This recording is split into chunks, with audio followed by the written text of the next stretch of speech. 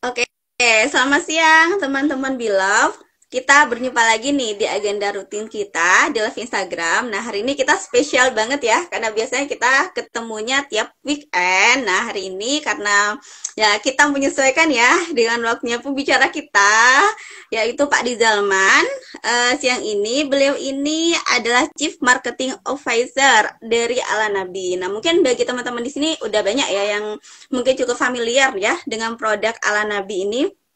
Yang belum familiar, tenang aja. Nanti kita akan ngobrol-ngobrol sedikit tentang produk Ala Nabi. Nah, Pak Rizal Mak nih yang membersamai Ala Nabi ya sejak Ala Nabi dibangun ya sampai saat ini. Nanti kita dengarkan nih sedikit cerita dari Pak Rizal Mak juga ya terkait gimana sih ngebangun Ala Nabi dari nol sampai saat ini ya, sampai Ala Nabi punya distributor, reseller dan lain sebagainya seperti itu. Nah, siang ini kita akan ngobrol-ngobrol dengan Pak Rizal terkait pentingnya membangun brand. Nah, itu ya. Ini mungkin jarang kita obrolin ya tentang brand ya. Seringnya kita akan ngobrolnya tentang omset, penjualan, gimana ngelakuin penjualan agar omsetnya besar seperti itu. Jarang banget ya kita obrolin brand. Nah, siang ini kita akan ngobrol-ngobrol dengan Pak Rizal nih, yang sudah berpengalaman nih ya. Nge-brandingin produk Ala Nabi. Oke, kita langsung aja yuk ngobrol-ngobrol dengan Pak Rizal. Nah, ya Pak, mungkin ini ya Pak ya, terkait sebelum kita masuk ke topik obrolan kita tentang branding, tentang pentingnya membangun brand ya Pak ya. Mungkin teman-teman di sini masih banyak yang belum tahu juga ya Pak ya, tentang Ala Nabi. Mungkin bisa share sedikit Pak tentang produk Ala Nabi dan awal mulanya gitu Pak ya, awal mulanya Ala Nabi ini dibangun Pak. Siap, siap, siap. Makasih Mbak Rastra. Salam kenal semua teman-teman di HB Lova ya.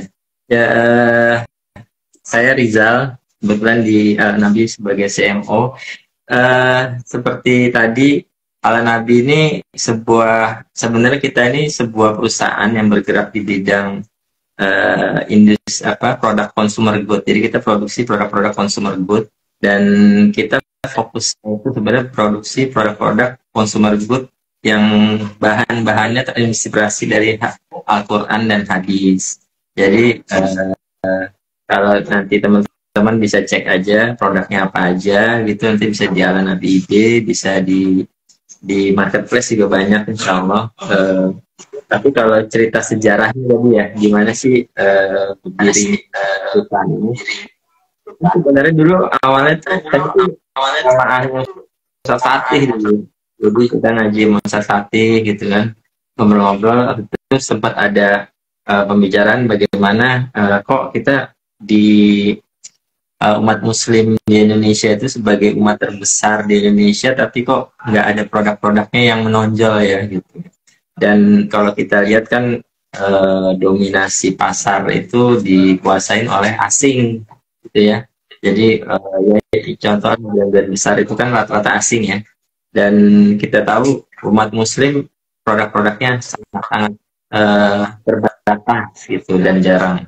Nah ini yang dulu mendasari awalnya itu kita yuk kita bikin produk yuk gitu ya. Nah cuman waktu itu Satwati kan kita sama-sama di beberapa teman-teman ini meyakini bahwa sebenarnya kan apa yang disampaikan Al-Quran dan hadis itu kan kita yakini kebenarannya, tidak ada keraguan di dalamnya gitu ya.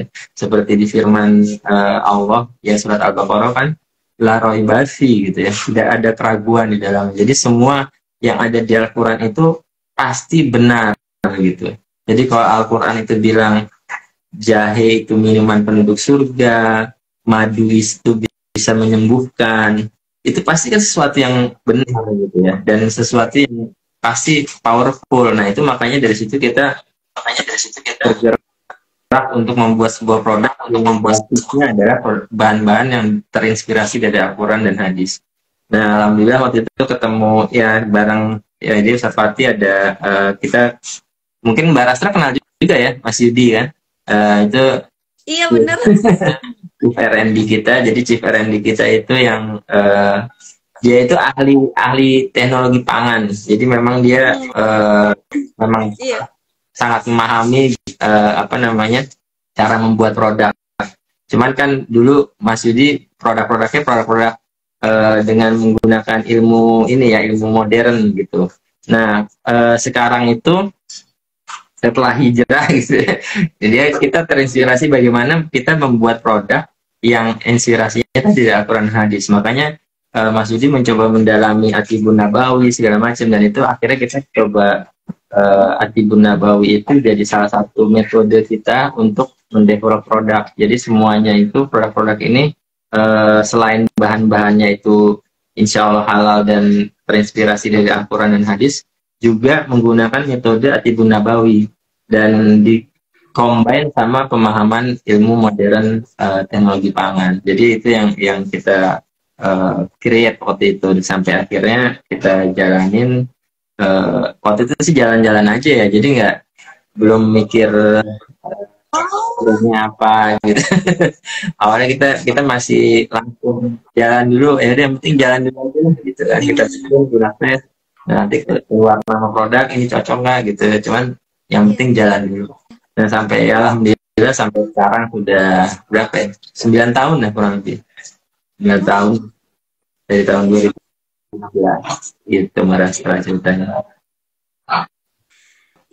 Iya.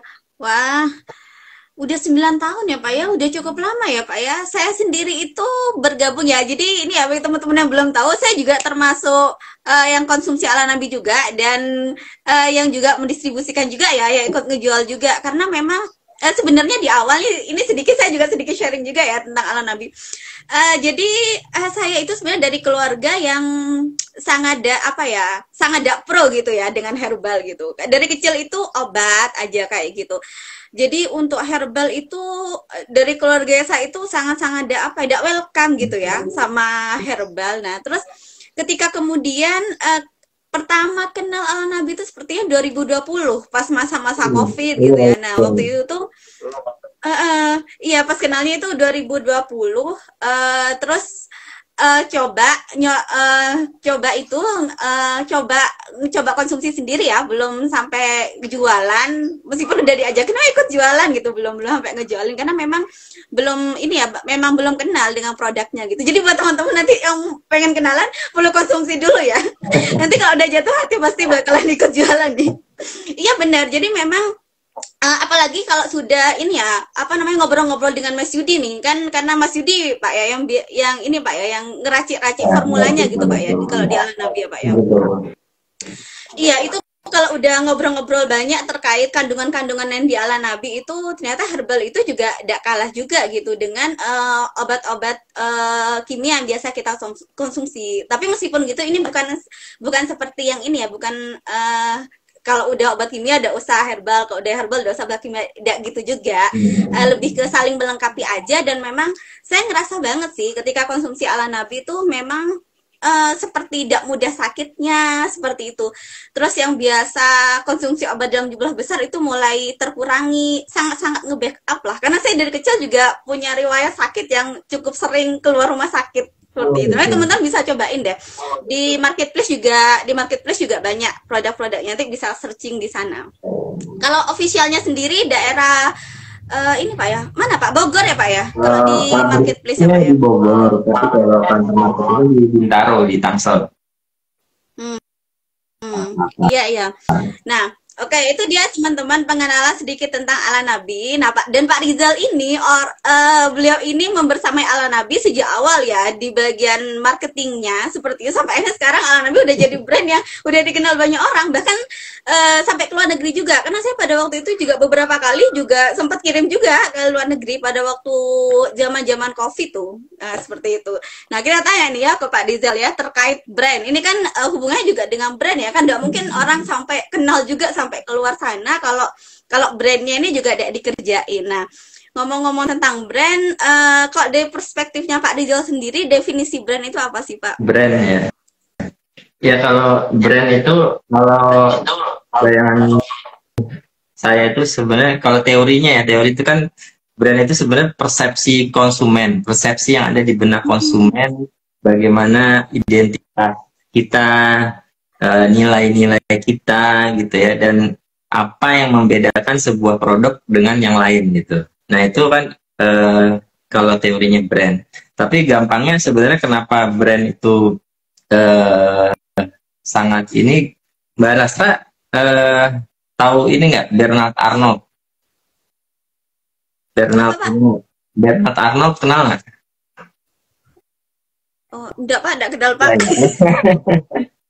Bernard Arnault itu salah satu orang terkaya di dunia gitu.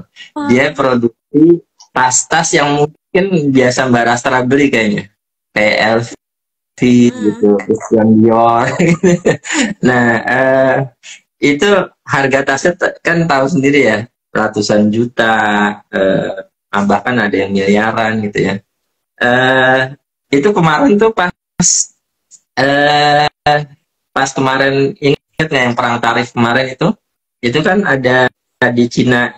Cina itu pada ngeluarin, nggak tahu dapat infonya, Cina itu pada di TikTok itu pada produk pabrik-pabriknya itu pada teriak gini. Jadi kan Cina itu kan karena perang tarif dengan Amerika, jadi akhirnya kan produk-produk yang diproduksi di Cina kan susah masuk ke Amerika kan. Akhirnya mereka membuat kampanye bahwa ini pabrik ini adalah pabrik yang membuat tas-tas LV tadi, tas-tas Christian Dior gitu. Jadi kalau ada yang mau beli silahkan, di sini semua kualitasnya sama seperti kualitas itu. Nah, harganya tadi berapa? Cuma 10 juta. Jadi yang harganya diproduksi modal cuma 10 juta, dijual oleh si LV tadi berapa? Ratusan juta gitu ya, bahkan miliaran. Kok bisa gitu dijual seperti itu? Nah, itu kan karena apa? Karena brandnya kan. Kalau secara bahannya kan tadi cuma 10 juta. Itu juga Pak Gita Wirjawan pernah bilang, ada yang tahu nggak berapa harga bikin sebuah iPhone? Handphone iPhone tuh yang terbaru misalnya.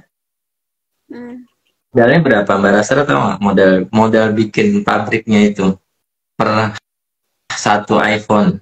Satu handphone iPhone itu cuma 150.000. Oh ya? $10. Ya, 160.000 kalau harga dolar sekarang ya. Nah, itu dijual berapa? 100 kali lipat kan? 16 juta gitu ya, 17 juta. Nah, itu yang menyebabkan produk yang harganya modal cuman segitu dijual harga segitu apa? Ya, itu brand gitu.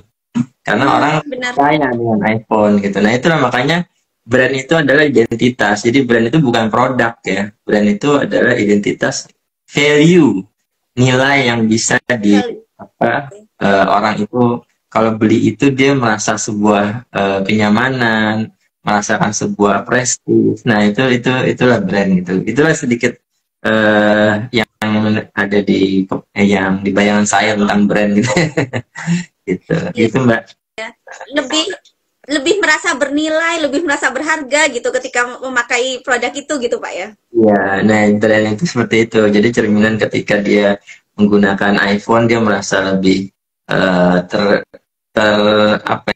terupdate. Kalau si kayak LV tadi gitu kan, orang pakai tas LV mungkin dia merasa oh ya jarang yang orang yang bisa beli harga segini gitu kan. Dan itu merasa prestis gitu. Nah itu kayak gitu-gitu kan perannya brand. Kok orang mau bayar harga segitu gitu. itu kayak batanya sebuah branding gitu Mbak. Iya. Wah, berarti branding itu segitu-gitunya Pak ya. Maksudnya segitu berdampaknya dengan produk yang kita jual, karena branding ini akhirnya ngebuat harga produknya kita bisa nge-up bahkan berkali-kali lipat gitu Pak ya. Ya, betul. Jadi ya itulah pentingnya branding. Jadi ya salah satu faktornya itu. Tapi nanti juga branding itu kan nggak harus juga kita jual semahal-mahal seperti itu ya. Ya itu tergantung dari targetnya. Tapi salah satu tapi yang jelas ketika orang udah ter-attach atau terikat dengan brand itu, biasanya mereka ada hubungan emosional yang mereka susah untuk berpindah ke lain produk gitu kan. Gitu.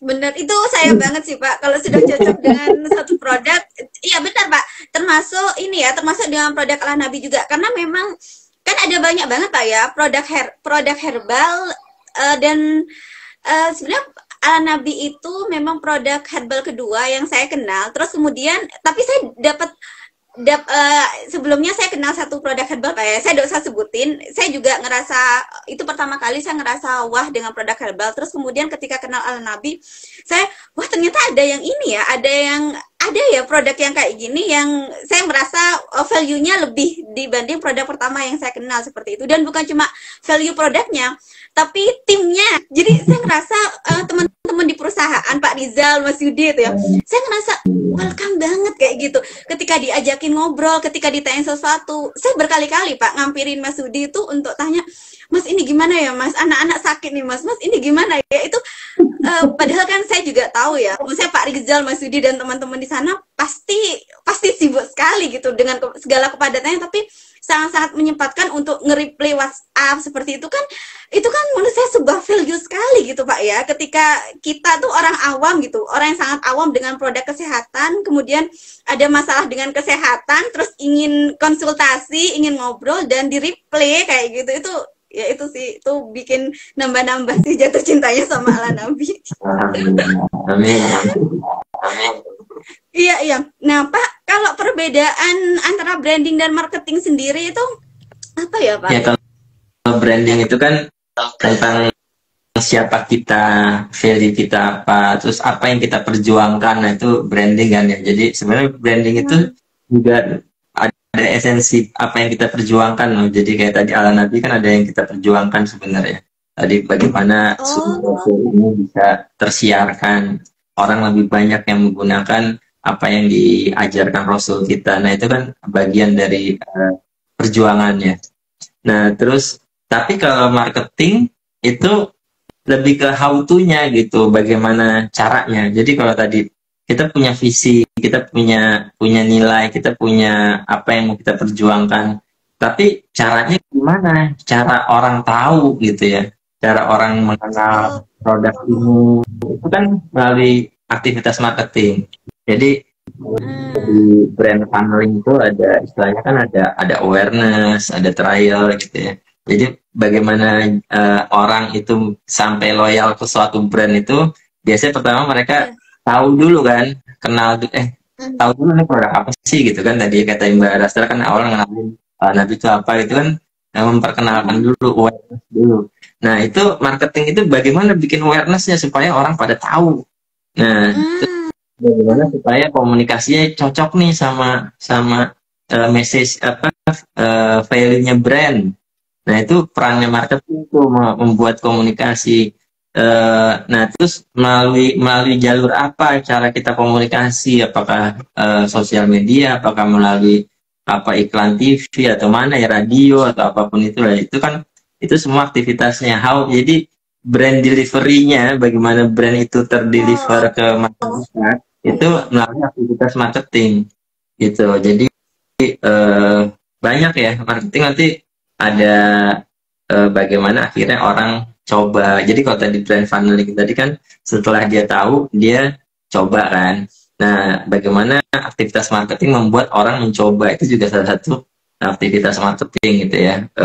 Makanya supaya ada kan SPG gitu ya, kalau di mall-mall gitu kasih tester gitu kan supaya orang nyoba. Nah kalau dia udah nyoba nanti kan berharap dia tertarik untuk beli lagi. Nah baru akhirnya jadi loyal customer gitu, jadi pelanggan yang setia. Nah itu prosesnya itu yang ngelakuin itu aktivitas marketing gitu Mbak. Iya, berarti marketing ini memang aktivitasnya ya Pak ya, gimana kemudian kita mendeliver brand tersebut gitu, membangun persepsi customer seperti itu ya Pak. Iya. Ini sih Pak, dan di Ala Nabi itu juga ini juga Pak ya, saya baru keinget juga ini, di Ala Nabi juga kan sering ada juga Pak ya pelatihannya ya, sharing-sharingnya terkait itu ya, terkait cara marketingnya gitu. Jadi memang di Ala Nabi itu maksudnya bukan hanya kita diminta untuk jualan produknya seperti itu, bahkan kita sering ada ini Pak ya, agenda-agenda webinar gitu Pak ya, terkait cara marketing itu seperti itu. Sepertinya sering juga ya Pak ya pendampingan ke teman-teman yang jalan Ala Nabi itu sepertinya ada juga Pak ya di Ala Nabi. Ada. Jadi memang karena kita sangat menurut kita mitra itu adalah bagian terpenting ya, bagian sangat terpenting dari bisa tumbuhnya brand kita itu adalah mitra. Makanya mitra harus, ya tadi kita anggap mitra itu sebagai keluarga gitu, Mbak Rastra itu sebagai keluarga kita semua lah, semua mitra-mitra kita itu bagian dari keluarga yang ya kalau keluarga tandanya kita harus punya visi yang sama, misi yang sama, terus tadi cara cara memperkenalkannya bagaimana itu kan mau nggak mau kita harus bikin itu supaya supaya semuanya punya persepsi yang sama untuk memasarkannya gitu, Mbak. Bener, bener Pak. Dan itu juga termasuk value yang saya ngerasa jatuh cinta sih ya. Atau itu memang value yang paling ngebuat saya jatuh cinta ya, kekeluargaannya di Ala Nabi. Kerasa banget sih Pak. Kemarin juga sempat ngobrol dengan Mbak Fitrotul ya, yang di Surabaya itu.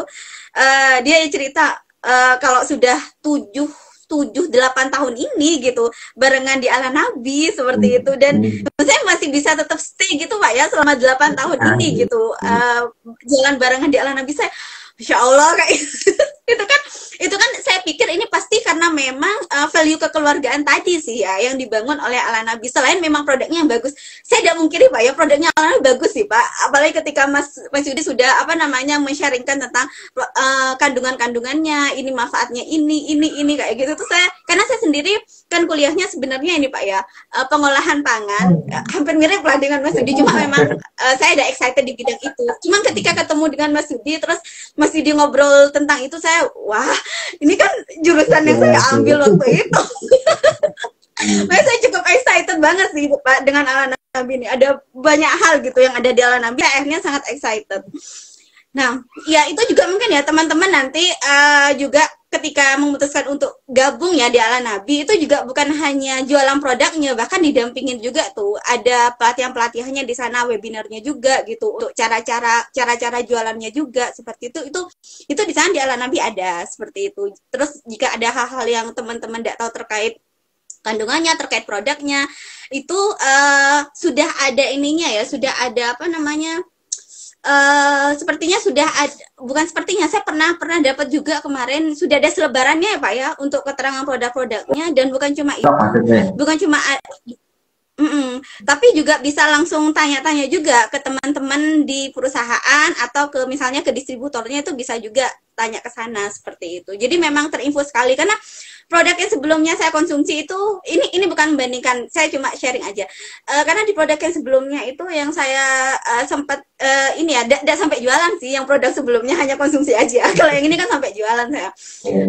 Itu tuh untuk nanyain secara detail gitu terkait kandungannya seperti itu tuh saya tidak bisa gitu. Karena saya memang tidak paham produk ini punya siapa ya gitu. Bahkan saya tidak paham juga ini karena itu modelnya ini ya, bisnis jaringan, model bisnis jaringan. Kalau Ala Nabi kan bukan ya, model kan distributor dari perusahaan, distributor, reseller seperti itu. Jadi ketika bisnis jaringan itu saya pengen tahu gitu Pak ya waktu itu, gimana ya, karena ini keterbatasan pengetahuannya saya juga ya di bisnis jaringan.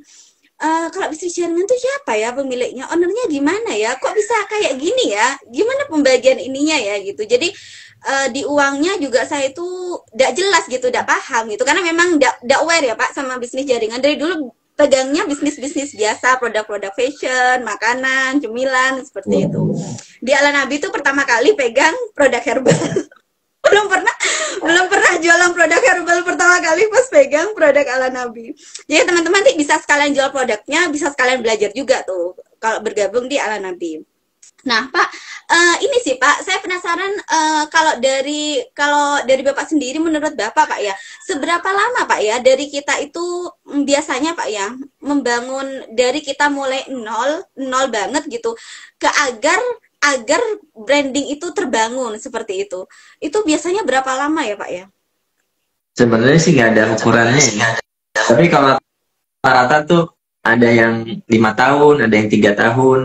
Jadi memang nggak cepat sih, karena prosesnya itu kan bagaimana kita, tergantung kita mau mensosialisasikannya seperti lewat mana gitu ya.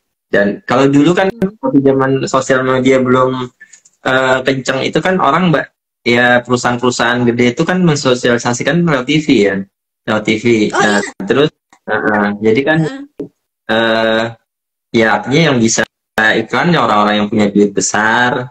Terus udah itu mereka itu setiap arti kalau coba yang kita nonton satu misalkan film atau apa, itu muncul iklannya itu bisa sekali, itu bisa dalam sejam itu mungkin bisa 10 kali kan. Setiap setiap iklan gitu kan. Nah itu kan yang butuh proses gitu untuk membuat nempel di kepala orang gitu ya. Jadi akhirnya message yang disampaikan itu nggak bisa sekali 2 kali gitu. Jadi butuh proses sampai, bahkan ya kita tahu lah misalkan iklan yang sampai sekarang nempel misalnya apapun makanannya gitu kan, minumnya gitu. Nah, itu kan iklan. Tapi kan itu butuh berapa tahun kita nonton iklan itu ditembak-tembakin terus dengan iklan TV sebanyak itu kan. Nah, pertanyaannya kan kita juga nanti kalau kita mau mengkomunikasikannya itu kita lewat apa gitu. Nah, kalau lewat sosial media kan akan banyak persaingan tuh dengan kalau TV kan semua orang tertuju satu TV kan, matanya terfokus ke TV. Kalau sosial media sekarang memang orang banyak jarang nonton TV lagi, lebih banyak ke sosial media. Tapi juga persaingan yang menyampaikan infonya juga banyak gitu.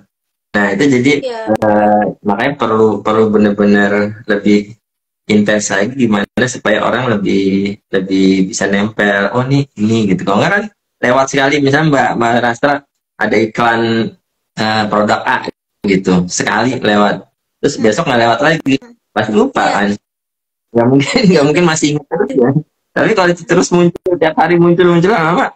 Oh ini tahu gitu. Nah itu proses bangun brand itu, bangun supaya nempel di otak orang itu seperti itu gitu ya. Nah jadi ya mungkin bisa sampai 3-5 tahun kalau kita bilang benar-benar bisa jadi top of mind gitu ya. Tapi itu balik lagi juga kembali ke tips-nya, cara komunikasinya itu balik lagi sih.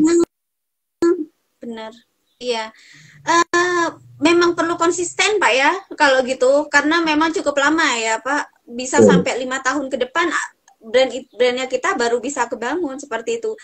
Dan seringnya saya dan teman-teman saya juga ketika banyak ngobrol gitu dengan teman-teman itu memang konsisten ini memang ini Pak ya, hal yang sulit sih dalam bisnis seperti itu, karena ya Bapak juga mungkin tahu ya tantangan-tantangan di bisnis seperti itu. Karena bisnis itu kan memang uangnya dengan segala ketidakpastiannya Pak ya. Beda dengan ketika kita kerja kantoran gitu Pak ya. Uangnya udah pasti ada gitu. Apa yang kita kerjakan pasti nanti di akhir bulan kita dibayar seperti itu. Tapi kalau bisnis mesti aja ada jatuh bangunnya, dan kalau kita tidak punya strong why gitu Pak ya. Kalau saya ngerasanya gitu Pak ya, dari perjalanan saya itu mulai jualan itu mulai dari pengalaman mulai kuliah sih Pak, 2011 2012 itu saya udah mulai jualan sih di kampus itu. Dulu gedor-gedor dari satu pintu ke pintu lain, suka gitu dengan dunia jualan, sampai akhirnya ketika selesai kuliah juga ya stay di dunia jualan seperti itu. Jadi memang perlu sangat konsisten, dan konsisten itu memang perlu strong why kayak gitu Pak ya. Karena rata-rata teman-teman juga sulit stay satu produk ganti produk lain, padahal satu produk belum terbangun seperti itu brandnya. Nah, kalau menurut Pak Rizal sendiri apa sih Pak yang ngebuat orang itu ini apa, atau tipsnya deh Pak? Kalau dari Pak Rizal sendiri ada nggak Pak ya tips biar kita itu, atau buat teman-teman juga nantinya Pak ya, untuk entah itu teman-teman dari Ala Nabi atau teman-teman yang lagi ngebangun produk lain, agar kita tuh bisa konsisten gitu Pak ketika kita ngejalanin bisnis, ketika kita jualan kayak gitu. Itu ada nggak sih Pak tips-tipsnya Pak? Jadi ya memang konsisten itu sesuatu yang ini ya, karena kan ada hadis itu dari Bunda Aisyah ya kan, Rasulullah kalau bersabda gitu, amalan yang paling dicintai Allah itu sedikit tapi continue gitu, tapi istiqomah gitu. Jadi bayangin kalau amalan itu dicintai Allah pasti susah gitu. Jadi tapi kita harus punya motivasi bahwa kalau kita mau dicintai Allah ya kita harus konsisten gitu. Ya kalau kita pengen dapat yang besar, ya memang harus perjuangannya harus besar gitu. Dan konsisten itu memang nggak gampang Mbak. Emang makanya Allah sampai berkata seperti itu. Apa dari hadisnya itu seperti itu gitu kan. Amalan yang dicintai Allah itu ya konsisten atau istiqomah gitu. Jadi ya kalau kita tipsnya ya kita harus pertama motivasi diri kita bahwa dengan konsisten, pertama secara ini ada sesuatu yang lebih besar daripada dunia gitu. Allah yang mencintai gitu kan. Itu lebih besar dibanding dunia dan isinya. Cintanya Allah, ridhonya Allah. Nah itu yang lebih besar. Nah setelah itu ya tadi kalau kita nggak konsisten kita nggak akan kemana-mana pasti. Karena mendingan kita tetap tadi ya, bisa kita lagi bosan atau jenuh kita mungkin agak kurangin, tapi jangan di stop gitu. Jangan pernah stop, karena kalau udah stop nanti untuk mulainya lagi lebih berat lagi. Jadi apapun itu ya, misalkan tadi Mbak Rastra passionnya di jualan, ya ya terus konsisten gimana menyampaikan misalkan edukasi tentang jualan, tentang pentingnya jualan itu terus aja terus dan konsisten itu karena ada nilai lagi selain apa yang mungkin didapat secara dunia, tapi juga bagaimana bermanfaat bagi orang lain. Jadi itu yang harus ada motivasi di belakang itu yang jadi pegangan kita. Karena kalau nggak ada motivasi pasti orang akan lelah sih karena konsisten itu memang berat gitu. Kalau kata Dilan, dia. Iya, lagi Pak. Iya benar-benar konsisten berat. Iya ya, jadi memang ini Pak ya perlu pintar-pintar ngemotivasi diri kita sendiri gitu Pak ya. Betul. Iya. Nah, ngomong-ngomong soal brand Pak, apa aja sih Pak elemen utama dalam membangun brand itu sendiri Pak? Elemen-elemen. Sebenarnya ada enggak ya Pak? Kalau yang paling utama dalam bangun brand itu sebenarnya paling utama ya, itu konsumen. Dulu kalau di tempat saya kerja dulu saya pernah ada kita istilahnya itu consumer centricity. Jadi it's all start and end with konsumen. Jadi bagaimana kita mulai dan berakhir atau berujung di konsumen. Dari mulai sampai ujung di konsumen.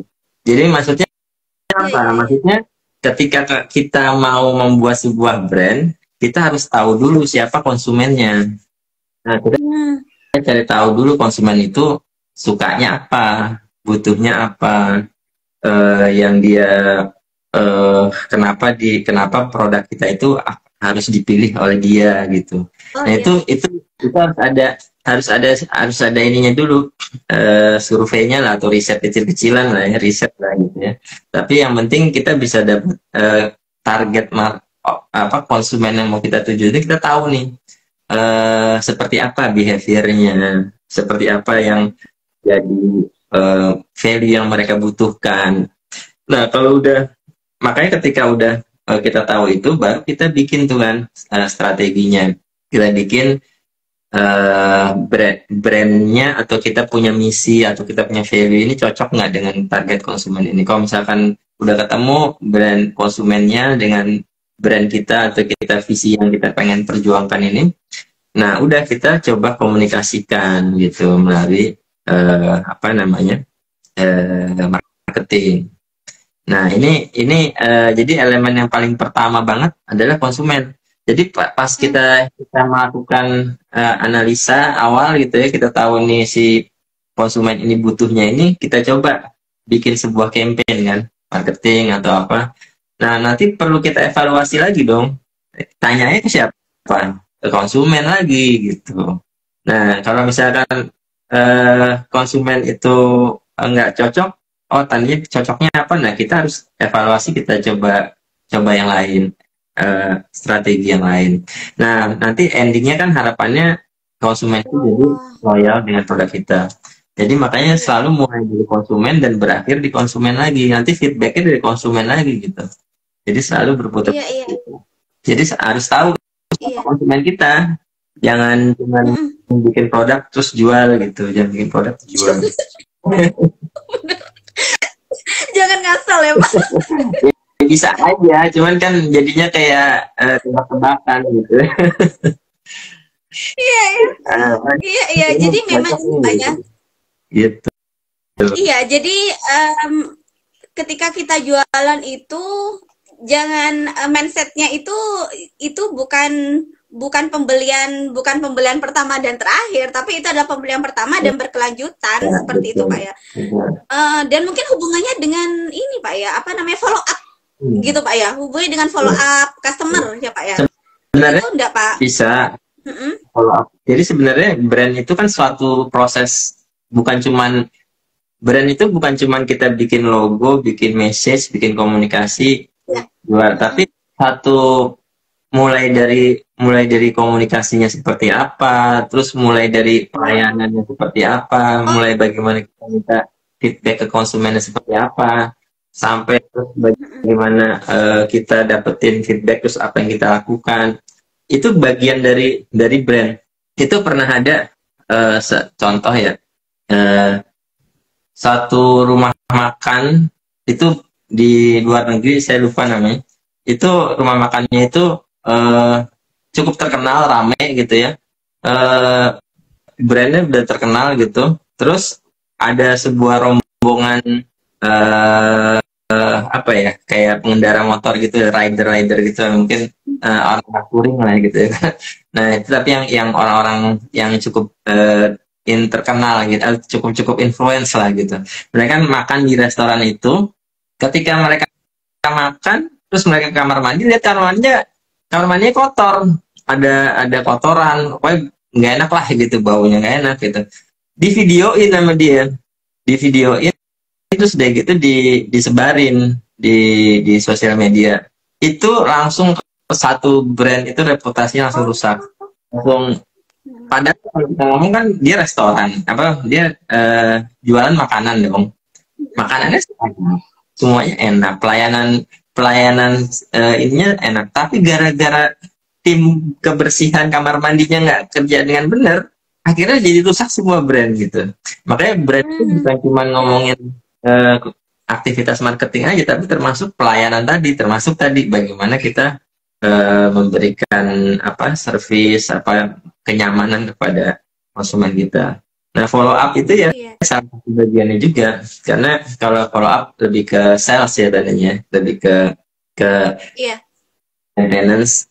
Penting, follow up itu penting karena kalau kita nggak punya apa si CRM lah kalau sekarang istilahnya, consumer CRM itu, kita sebenarnya biaya akuisisi itu selalu lebih mahal dibanding biaya maintenance. Jadi kalau misalkan kita ngiklan di mana lah, di Meta gitu ya, itu biasanya biaya dapetin satu customer itu mahal loh. Misalnya bisa sampai berapa puluh ribu, bahkan mungkin bisa sampai, tergantung produknya. Nah kalau kita akuisisi, udah jadi konsumen kita, terus kita habis itu dia nggak beli lagi, ya udah kita bisa jadi itu cuma ngepas balik modal doang, karena biaya iklannya sama untuk keuntungan gitu kan ya.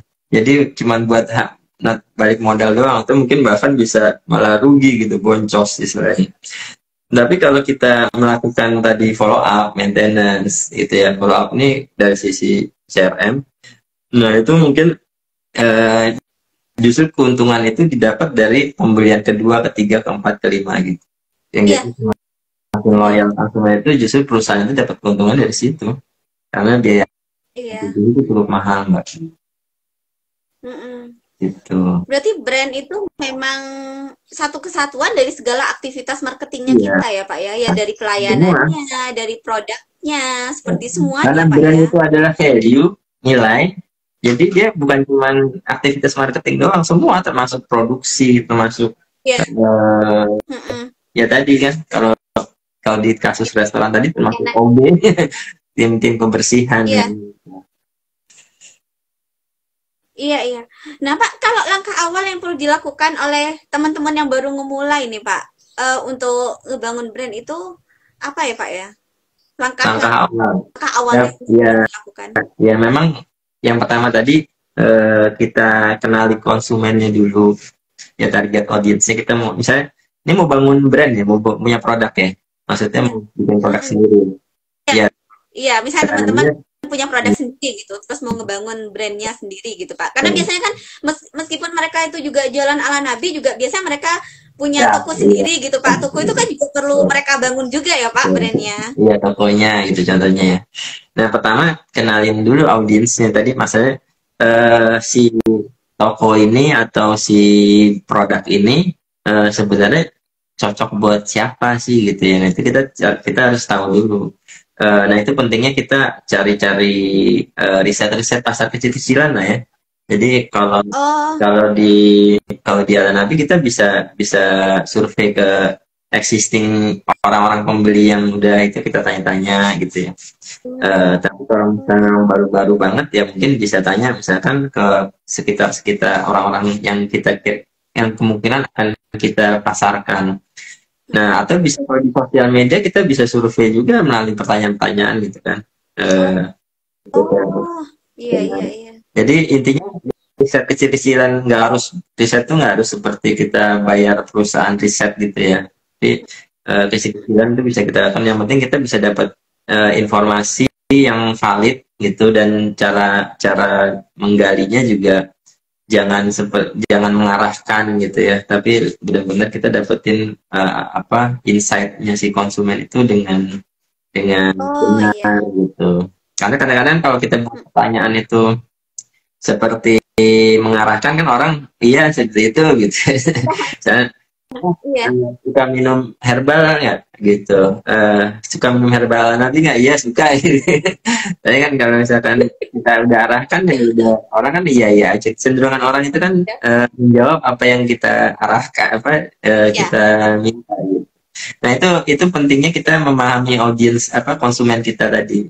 Nah, banyak sih sebenarnya kalau tools-tools yang era sekarang itu digital kan ada aplikasi-aplikasinya nanti mungkin bisa dicari ya untuk misalnya apa yang lagi tren, orang lagi tren seperti apa behavior orang sekarang, oh lagi suka yang model seperti ini gitu. Nah, itu perlu tahu itu dulu. Nah, kalau udah tahu, yang kedua kita perlu tadi eh, punya produk yang ingin kita perjuangkan nih apa value-nya dan eh, apa yang misi yang kita ingin apa dari produk itu apa memang cuma sekedar jualan apa ada misi tertentu. Nah, itu kalau kita punya Oh, iya. punya misi Iya, iya. tertentu dengan produk itu akan lebih kuat sebenarnya ya karena Iya. itu kan ada yang kita perjuangin ya. Jadi misalkan kalau di Jalan Nabi kita pengen memperjuangkan bagaimana semua sunnah Rasul atau produk-produk yang di mention di Al-Quran dan hadis itu bisa dirasakan khasiatnya, kehebatannya oleh umat. Nah, itu Mm-mm. ada misi gitu. Nah, itu perlu perlu dikuatkan gitu. Misinya apa nih kita bikin produk ini supaya bukan sekedar jualan tadi ya. Jadi kan Iya, kalau kan kita harus ada value yang kita mau iya. mau jual apa. Nah, udah kalau udah punya dua itu tinggal ya udah strateginya mau lewat mana? Mau lewat sosial media kah? Mau lewat komunitas kah? Mau lewat apakah mau masuk ke toko-toko atau mau masuk ke eh, apa namanya? Direct selling gitu ya. Nah, itu aja sih sebenarnya. Yang penting kita itu dan tadi terakhir konsisten. Konsisten. Karena intinya di konsisten tadi Iya, istiqomah. iya. Kalau nggak konsisten ya percuma ya akan stop di setahun 2 tahun pertama biasanya gitu. Iya, iya. Ini Pak sih, saya barusan kepikiran tentang ini, apa namanya kan banyak Pak ya teman-teman atau orang-orang lah Pak, orang-orang yang mereka itu terkenal dulu, baru launching sebuah produk seperti itu Pak. Entah itu produk apa namanya, entah seperti rumah makan, entah memang produk-produk seperti ala Nabi seperti itu Pak ya. Nah, kalau menurut Pak Rizal sendiri Pak ya, lebih penting mana atau lebih mana ya Pak ya yang perlu didahulukan itu personal branding atau produk branding Pak? Kalau menurut Pak Rizal sendiri, karena kan banyak Pak ya, maksudnya apalagi misalnya seukuran artis, youtuber kayak gitu itu kan kadang mungkin ngebuat teman-teman yang tidak ada di posisi itu juga ngebuat ciut gitu ya Pak.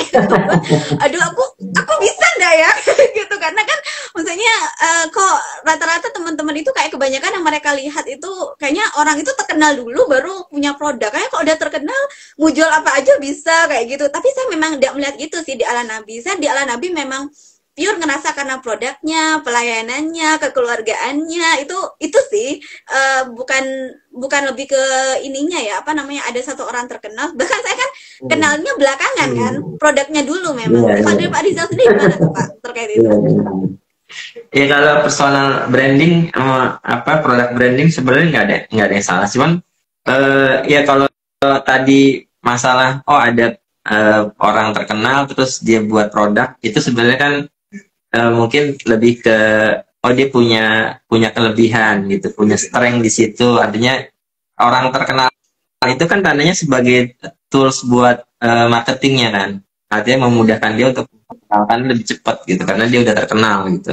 Nah, itu lebih ke situ. Nah, cuman kan apakah kita harus jadi terkenal dulu kan nggak gitu juga ya. Karena semua orang kalau mau jadi terkenal kan semua orang jadi artis dulu ya kan, nggak susah. Nah, ya nggak harus jadi terkenal dulu untuk bisa membuat sebuah brand. Karena kalau kita lihat brand-brand yang yang yang di Indonesia lah, ada nggak yang terkenal ownernya? Iya benar. Iya benar Pak. Ya,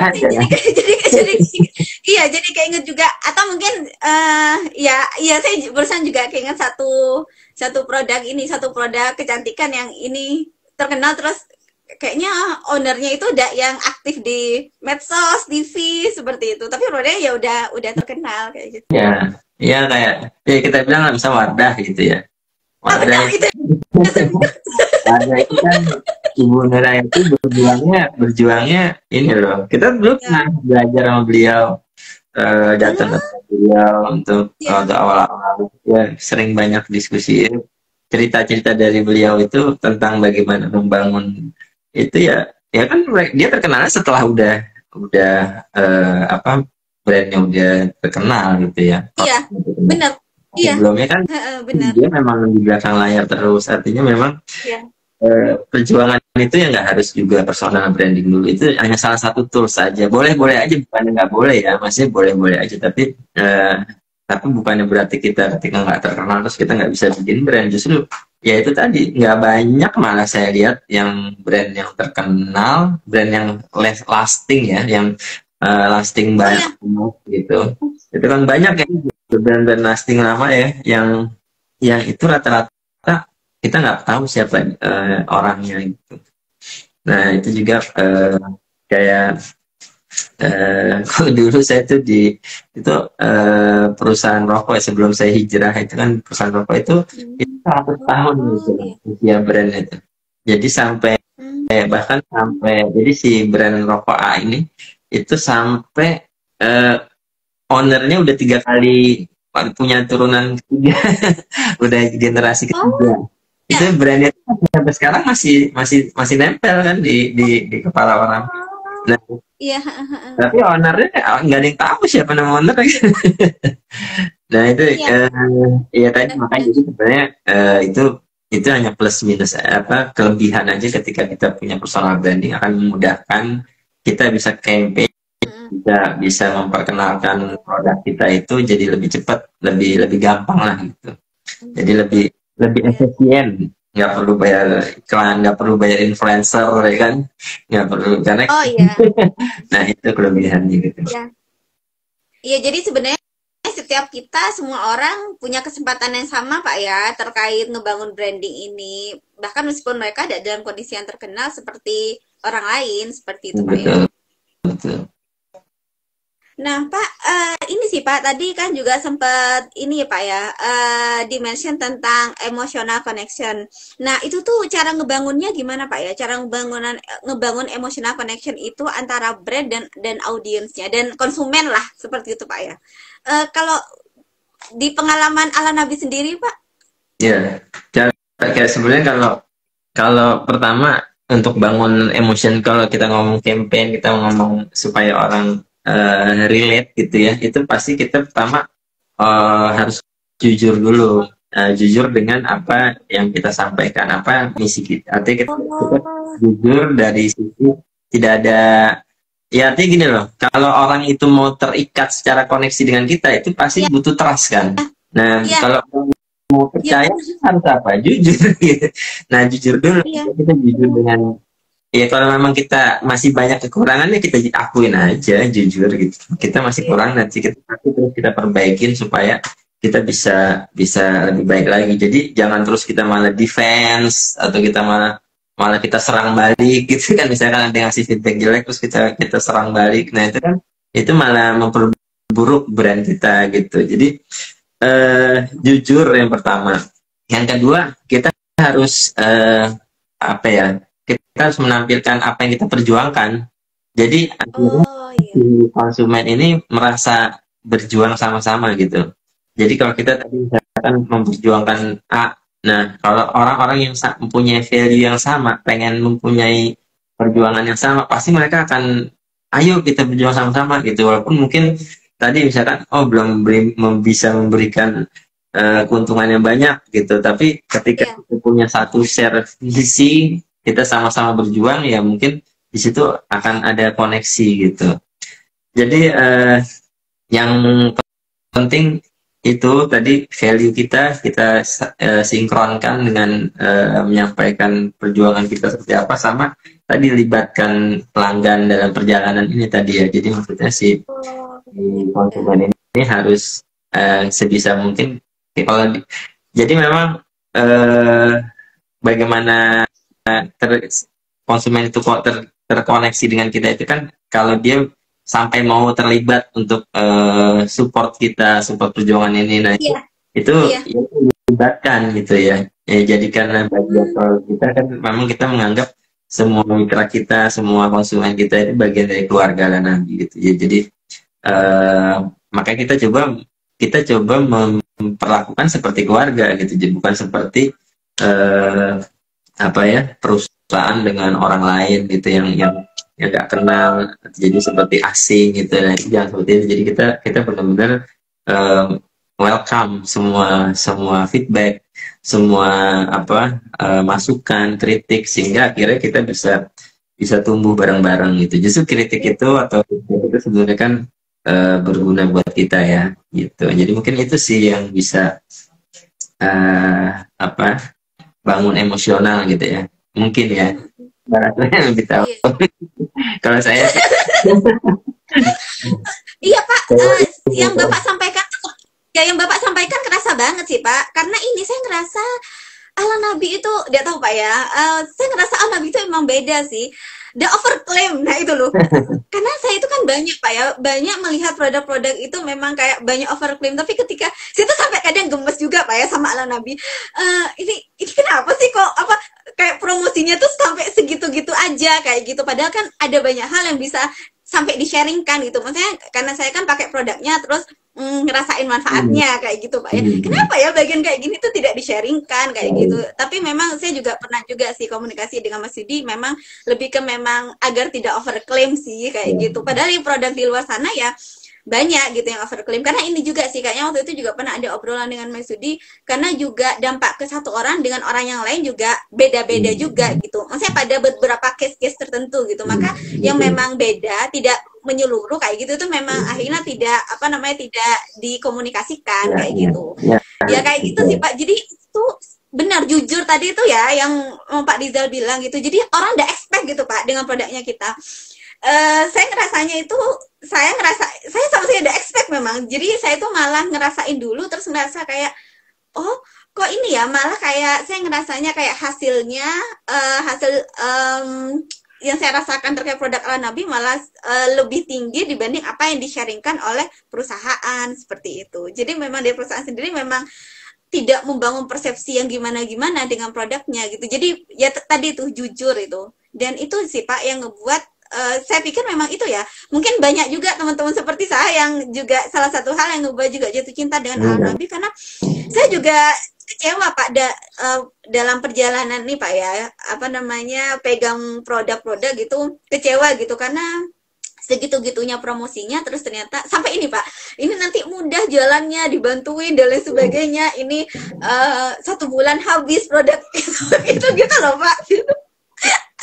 Iya, wah ini ya, ini udah ada buat teman-teman yang ingin bergabung ya, ini di chat untuk kemitraan Ala Nabi, ini nanti bisa langsung di nomor WhatsApp 081 574 94 9728 nih, sudah ada ya di kolom chat, nanti bisa teman-teman ini. Nanti kita share ulang deh sebelum kita selesaikan ya obrolan dengan Pak Rizal terkait ini ya apa obrolan tentang branding dan Ala Nabi tadi.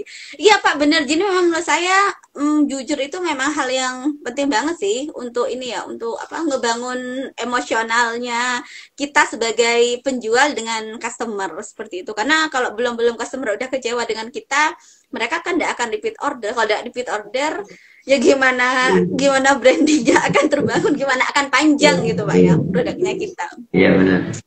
Iya. Ya, makanya saya memang sampai sekarang ini saya memang apa namanya, saya juga cerita sama Mbak Virto terus juga kemarin kalau ya di Ala Nabi itu Masya Allah ya Kak ya, kayak gitu ini orang-orangnya teman-teman di perusahaan gitu humble-nya itu juga value banget.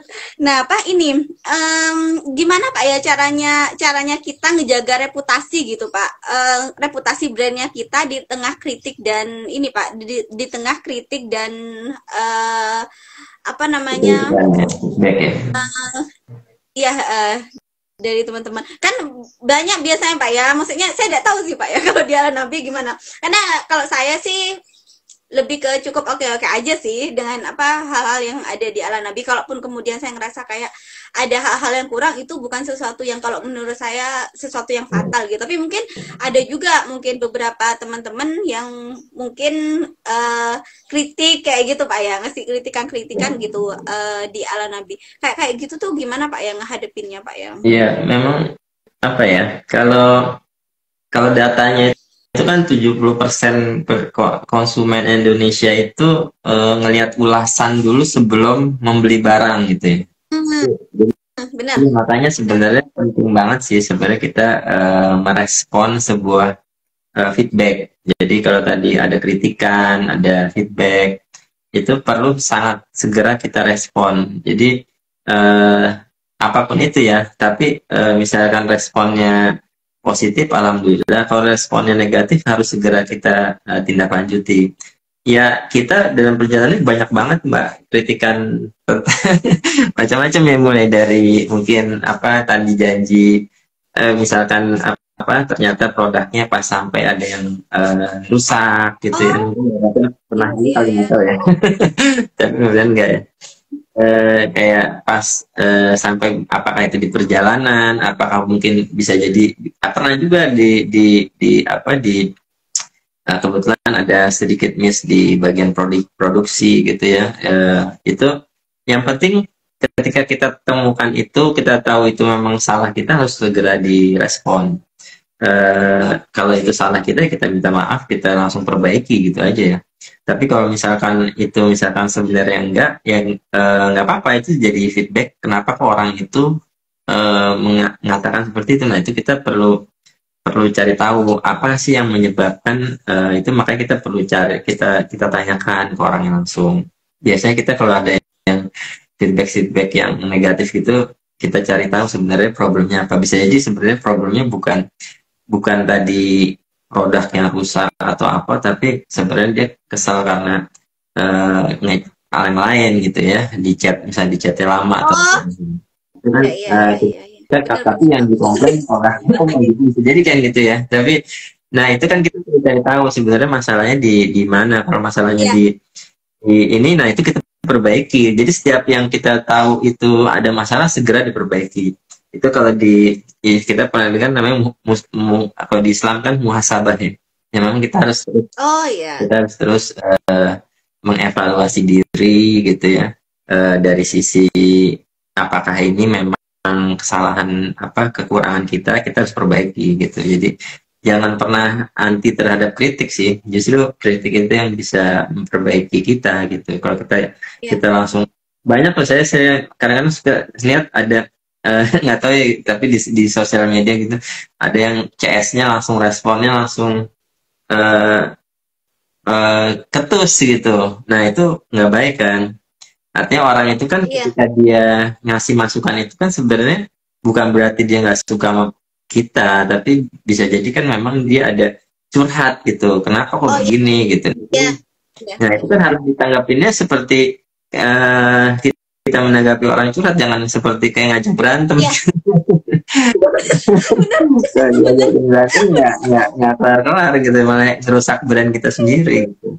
Nah itu perannya di PS itu harus juga hati-hati gitu ya dalam menjaga emosi, jangan sampai gampang emosian gitu. Gitu Mbak.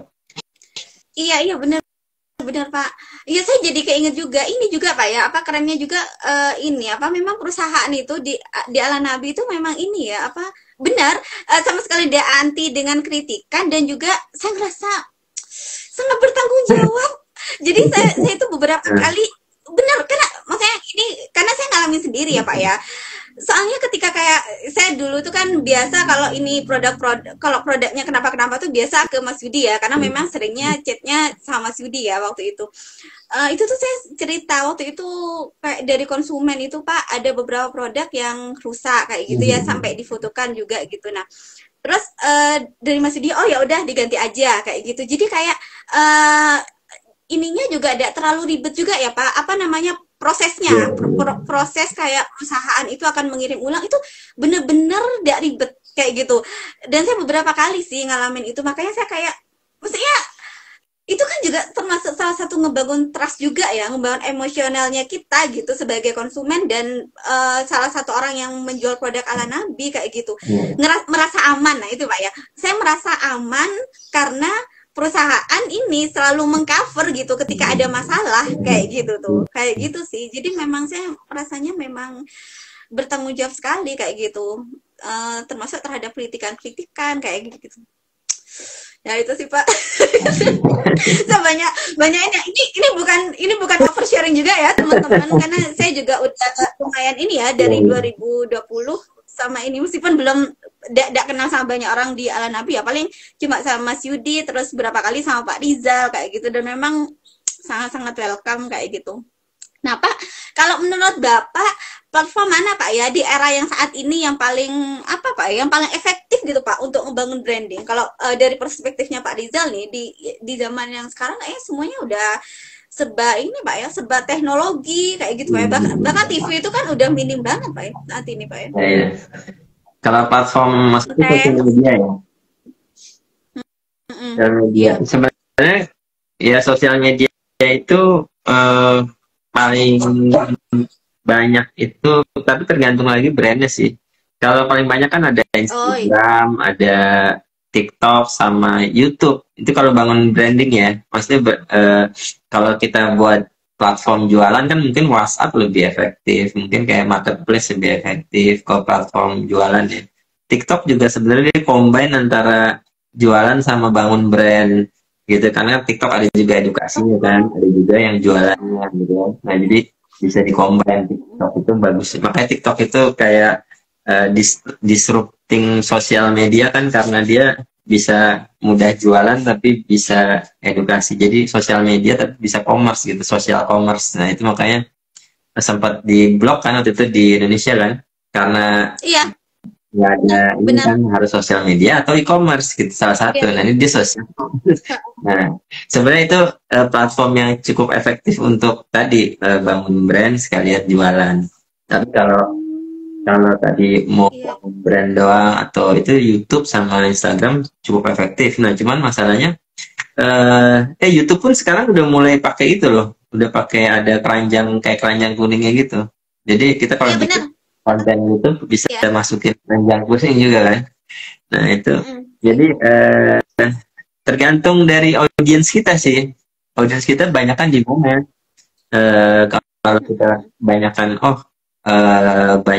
kan orang-orang yang main TikTok, jadi audiens kita itu lebih preference-nya ke TikTok ya TikTok. Kalau preference-nya nonton YouTube, jarang lihat Instagram. Kayak saya sebenarnya jarang nonton, jarang lihat Instagram saya sebenarnya Mbak. Oh, saya iya lebih Pak. preferensi YouTube gitu. Makanya kalau ada orang targetin saya harusnya dia pakai YouTube yang iklannya di YouTube. Oh gitu. Kalau Oh misalkan iya gitu. iya iya. Karena saya jarang buka Instagram. TikTok juga Hmm. lebih jarang lagi gitu. Nah, cuman Hmm. kalau tapi kan beda-beda setiap orang ada tinggal tinggal Iya. audiens kita mana di kolam mana yang paling banyak gitu. Nah itu yang kita fokusin di situ. Terserah kalau kita mampu bisa semua 3 platform itu ya jalanin semua. Tapi kalau kita keterbatasan sumber daya, ya salah satu yang paling banyak audiens kita di situ aja kita fokusin gitu Mbak. Hmm. Iya iya iya iya. Iya, jadi tergantung kenyamanannya Ya, teman-teman aja kayak gitu Pak ya. Mau gitu. Instagram, YouTube, TikTok seperti itu Pak ya. Nah, Iya. Nah Pak, ini kalau cara ngukurnya gimana Pak ya? Cara ngukur efektivitas strategi branding yang dilakukan kan, secara online. hmm, Biasanya Pak ya. Mudahnya gimana sih Pak? Mudahnya cara ngukurnya. Ini yang aku lakuin efektif ya enggak ya dulu kayak kalau gitu. di perusahaan Karena kan gitu, kalau udah ngerasa ada efektif, hmm, mungkin ada strategi yang perlu diubah atau pindah platform gitu. iya iya. Kalau perusahaan gede tuh biasanya pakai apa riset, ada riset dipakai perusahaan riset gitu ya. Jadi sebenarnya di survei konsumen gitu, ngelakuin sampling, random sampling gitu ya. Ada biasanya asinilsi apa gitu. Nah itu kan perusahaan gede. Tapi kalau kita mau Iya. bikin apa ya analisa sebenarnya seberapa eh, kan kalau kita ngomong tergantung kalau kita mau ngukur marketing kan kita ngomong seberapa banyak orang yang aware produk kita gitu ya. Tapi Oh. kalau ngomongin branding itu apa persepsi orang tentang brand kita. Jadi misalkan tadi kita mau ngomong misalnya Mbak Rasa punya produk gamis yang cocok buat eh, ibu-ibu belanja ke pasar misalnya gitu ya. Misalnya, nah itu Ya. message-nya apa gitu ya. Nah, eh, Mbak Rasa kan bikin konten iklan itu tentang gamis yang cocok, ini gamis yang cocok buat ke pasar, gamis yang cocok, itu intinya message seperti itu. Apa kelebihannya misalkan, oh tadi nggak panas tapi juga anti kotor gitu, jadi kalau Ya. kalau kotor ya bisa cepat dibersihin atau apalah gitu. Nah tinggal kan nanti si konsumen ini udah nangkep message yang sama nggak dengan apa yang Barastra sampein di campaign tadi. Nah itu kan yang kita ukur. Hmm. Nah cara ngukur Iya. gimana? Ukurnya kalau kita punya basis konsumen kita bisa survei, kita survei langsung ke, kan kalau sekarang ada WhatsApp ya, bisa Iya. pakai survei pakai Google Form, kita bikin survei kan menurut pendapatnya seperti apa. Tapi kalau Iya. lebih simpel lagi sebenarnya bisa pakai sosial media tadi, kita tanyain di kita bikin story atau bikin Oh. postingan, Ya. semuanya story-nya itu tentang pertanyaan gitu, minta di Ya. apa yang kamu pikirkan tentang brand A gitu. Kalau yang satu Hmm. jawabnya daster, nanti jawabnya oh tadi nanti kita lihat, kita ukur berapa banyak orang yang nyebut oh ini gamis untuk ke pasar gitu kan. Ya. Nah kalau misalkan yang ngomong itu paling banyak, tandanya kita udah efektif tuh komunikasinya. Hmm. Kalau yang ngomong itu masih dikit, ternyata masih banyak ngomongin, oh ini buat ke kantor, gamis buat ke kantor gitu. Nah itu tandanya eh, ada yang salah di komunikasinya gitu. Gitu simpelnya sih gitu sih Mbak. Bisa kita pakai cara itu. Memang ini Pak ya, sekarang udah dengan segala kemudahannya ya Pak ya. Maksudnya memang teman-teman yang baru mulai juga bisa ngelakuin itu dan dengan mudah juga ya. Tadi seperti lewat story, seperti itu Pak ya. Atau langsung bisa pakai Google Form gitu Pak ya. Bisa itu juga bisa langsung by chat WhatsApp Ya, seperti itu. Jadi udah cukup gampang sih ya untuk ini untuk ngukur kayak gitu. Efektif nggak nih kayak gitu. Iya, iya. Nah, Pak, ini nih Pak, mungkin sebelum sebelum kita akhirin, Pak, ada nggak Pak pesan-pesan buat teman-teman yang ingin yang baru, Pak, yang baru ingin mulai membangun brandnya? Ada pesan-pesan nggak Pak dari Pak udah Rizal buat bangun teman-teman? brand baru tadinya ya. Ya jadi Iya, kalau bangun brand baru pertama ya yang pasti tadi kan kita kenalin audiens kita. Kalau kita udah tahu konsumen kita ini siapa, kita harus tahu tuh apa yang menjadi trigger atau pemicu mereka untuk membeli produk. Misalkan kita punya produk sabun misalnya, orang itu audiens kita itu, konsumen kita itu kalau mau beli sabun itu apa sih triggernya? Nah itu kita harus tahu, karena itu kalau misalkan kalau dia mau beli sabun kalau untuk kebutuhan mandi misalnya, tandanya kita harus nanti bikin ininya tentang berkaitan dengan kebutuhan mereka gitu. Jadi pertama trigger apa yang memotivasi mereka untuk membeli sebuah produk itu kita harus tahu. Nah kalau jadi artinya harus digali si insight konsumen ini secara mendalam gitu ya. Jadi kalau misalnya bisa sebisa mungkin teman-teman menggali konsumen itu dalam gitu. Jadi bukan cuman tahu sekilas-sekilas doang, tapi kita benar-benar melakukan survei, kita tanya langsung kalau bisa ya, kita misalnya, ini kita mau nyasar orang seperti ini nih, si Ibu A. Kalau bisa kita interview tuh Ibu A itu, kita tanya yang dia yang membuat dia mau beli produk A, apa sih, kenapa dia memilih produk A, terus apa sih yang membuat dia ini. Nah itu didalemin gitu konsumen. Nah itu yang paling utama tadi kan, karena semuanya bermulai dari konsumen. Yang kedua ya setelah itu harus sabar dan konsisten. Itu aja sih kuncinya. Dimulai dari konsumen, terus kita jalanin, mulai dulu aja, jangan takut-takut gitu ya. Maksudnya karena ketika kita jalan nanti juga, kita dulu nggak malah kita juga banyak ini sih, banyak belajar juga. Harusnya kita surveinya lebih dalam lagi nih, harusnya begini gitu. Tapi kalau kita nggak ya nggak akan jalan-jalan kan. Makanya yang penting jalan, tapi ditahapin gitu loh, diikutin tahapannya, kita jalanin caranya. Insya Allah ya, kalau tadi sabar konsisten, ya mudah-mudahan pasti ada jalan gitu. Iya, keren banget Pak. Ya teman-temannya, jalan aja katanya Pak Rizal. Udah usah takut-takut, jalan aja, dijalanin step by stepnya, seperti itu, konsisten dalam perjalanannya kayak gitu. Nanti juga bakalan nyampe kok. Memang mungkin nyampenya tidak sama dengan orang lain, tapi insya Allah bakalan nyampe kalau dijalanin step by stepnya, seperti itu. Ya, seperti ala Nabi nih, karena tadi Pak Rizal kan di awal cerita tidak ada yang terlalu gimana-gimana di awal katanya ala Nabi malah. Bahkan mungkin Pak Rizal dan teman-teman juga ada ekspektasi nih ala Nabi sampai di perjalanan ini yang beneran dikenal banyak orang dengan sistem distributor, reseller, bahkan udah ada yang sampai ke luar negeri seperti itu. Mungkin di awal perjalanan ala Nabi juga ada sampai ke sana juga, tapi tahapannya selalu dijalanin seperti itu. Gitu. Saya ngerasa ini excited banget sih Pak ngobrol dengan obrolannya kita. Oke Pak, mungkin nih sih Pak, sebelum kita selesaikan mungkin info-info terkait ala Nabi deh Pak.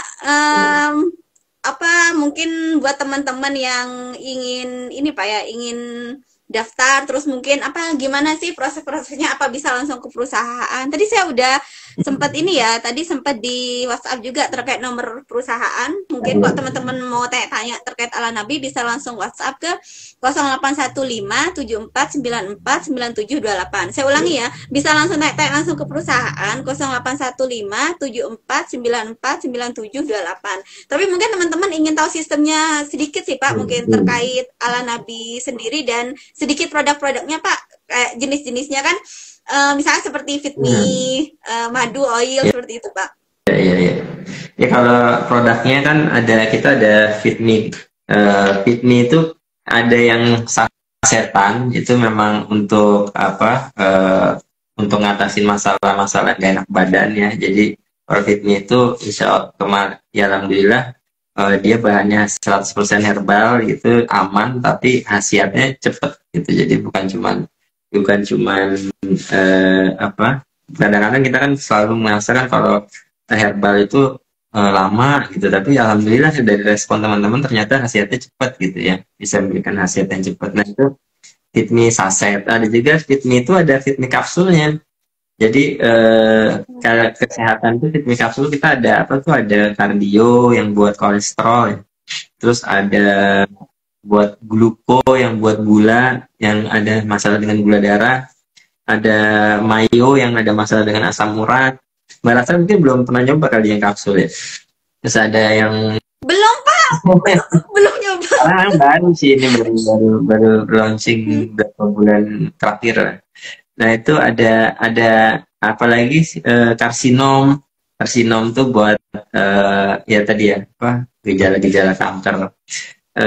Itu semuanya 100% herbal, tapi insya Allah ya mudah-mudahan kalau dicobain nanti teman-teman yang punya masalah cobain dulu aja, begitu tahu nanti kalau misalkan apa bisa testimoni kalau misalkan memang ada sesuatu yang oh belum berasa nih, jadi bisa masukkan buat kita juga, jadi kita bisa beri apa evaluasi di R&D-nya.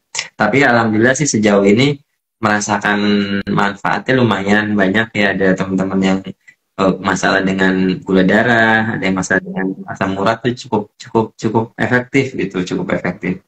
Nah itu Fitmi, ada juga ada Happy Belly. Happy Belly itu madu-madu ya. Jadi keluarga madu itu ada macam-macam, ada madu murninya, ada madu infuse, ada madu buat mah, ada madu buat anak-anak superfood gitu kan. Nah itu nanti bisa dilihat di katalognya. Terus ada juga yang buat ini apa, rap ritual buat obat gosok, kayak buat but-but, kelon gitu kan. Sama ada juga aromaterapi. Nah itu total kita ada 30-an kayaknya Mbak produknya Mbak. Jadi kalau teman-teman yang gabung jadi mitra di kita itu bisa jual kurang lebih 30 produk itu. 30 produk. Variannya hampir 30 sekian, 30 sekian produk. Nah itu teman-teman di kemitraan kita itu mulai dari 500.000 ya untuk jadi reseller, sama keagenan tuh 5 juta. Nah itu yang untuk bisa langsung join itu seperti itu. Tapi kalau mau jadi distributor itu nanti biasanya lewat setelah jadi agen udah bertahap, nanti baru kalau dia ternyata bisa jadi naik distributor, bisa jadi distributor. Jadi teman-teman yang mau jadi reseller 500.000, dan kalau nggak salah lagi program nih di bulan ini, hari ini terakhir kalau nggak salah, nggak tahu deh. Tapi itu intinya bulan ini terakhir itu pembelian reseller bisa 300.000, jadi di diskon dari 50.000 cuma 3.000. Kalau untuk agen ada diskon juga. Nanti detailnya di nomor telepon itu deh. Saya takut lupa salah. gitu Mbak Rasra. Iya. Oke Bapak.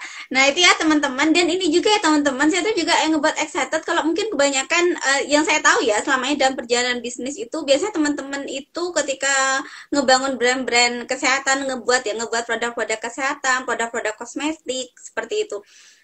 Sepertinya ini apa namanya, lebih ke karena mereka excited sama kosmetik, excited dengan herbal, terus lebih ke langsung ke pabrik gitu, minta dibuatkan produk herbal, minta dibuatkan produk kecantikan. Nah kalau di Ala Nabi ini memang ada pakarnya gitu ya. Tadi saya tadi nge-mention Mas Yudi. Nah Mas Yudi ini memang bidangnya ya di bidang pangan, yang memang ngeracik herbalnya ya Pak ya. Jadi memang dites dulu gitu Pak ya, sebelum memang jadi sebuah produk gitu Pak ya oleh Mas Yudi gitu Pak ya.